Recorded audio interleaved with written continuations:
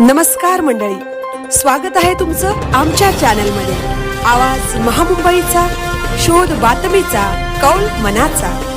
चला तर मग आमचे चॅनल लाईक करा, शेअर करा आणि सबस्क्राइब करा। धन्यवाद। मुंबई पुणे एक्सप्रेसवर गॅस गळतीमुळे वाहतूक ठप्प। पुणे मुंबई महामार्गावर आडोशी बोगद्याजवळ प्रोपेलिन गॅसची वाहतूक करणारा टँकर उलटला आहे, त्यामुळे वाहतूक विस्कळीत झाली आहे। गेल्या 25 तासांपासून पुणे मुंबई महामार्गावर 30 किलोमीटरपर्यंत वाहतुकीच्या रांगा लागल्या आहेत। या वाहतूक कोंडीमुळे अनेक प्रवाशांना मनस्ताप सहन करावा लागत आहे।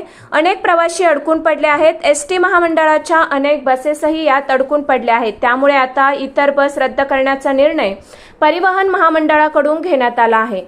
पुणे मुंबई महामार्गावर शेकडो वाहने अडकून पडले आहेत। मुंबईकडे जाणारी एक लेन आणि पुण्याकडे जाणाऱ्या 2 लेन अत्यंत संथ गतीने सुरू आहेत। तसेच जुन्या मुंबई पुणे महामार्गावर देखील वाहतूक कोंडी निर्माण झाली आहे, त्यामुळे महामार्ग पोलिसांनी पर्यायी मार्गाचा वापर करण्याचा आणि सोबत पाणी आणि पुरेसे अन्न ठेवण्याचा सल्ला दिला आहे, कारण पर्यायी मार्गावरही अडचणींचा सामना करावा लागण्याची शक्यता आहे।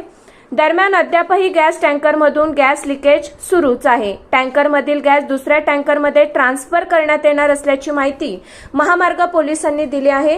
ही प्रक्रिया पूर्ण झाल्यानंतरच अपघातग्रस्त टँकर बाजूला करता येणार असून त्यानंतरच पुणे मुंबई द्रुतगती मार्गावर वाहतूक सुरळीत सुरू होणार आहे। मात्र यासाठी नेमका किती वेळ लागेल हे अद्यापही स्पष्ट झालेले नाही, त्यामुळे वाहन चालकांनी पुणे मुंबई द्रुतगती मार्गावरून प्रवास टाळून पर्यायी मार्गांचा वापर करावा असे आवाहन महामार्ग पोलिसांनी पुन्हा एकदा केले आहे। आवाज महामुंबईचा चॅनेलसाठी दिलीप निकम, खंडाळा।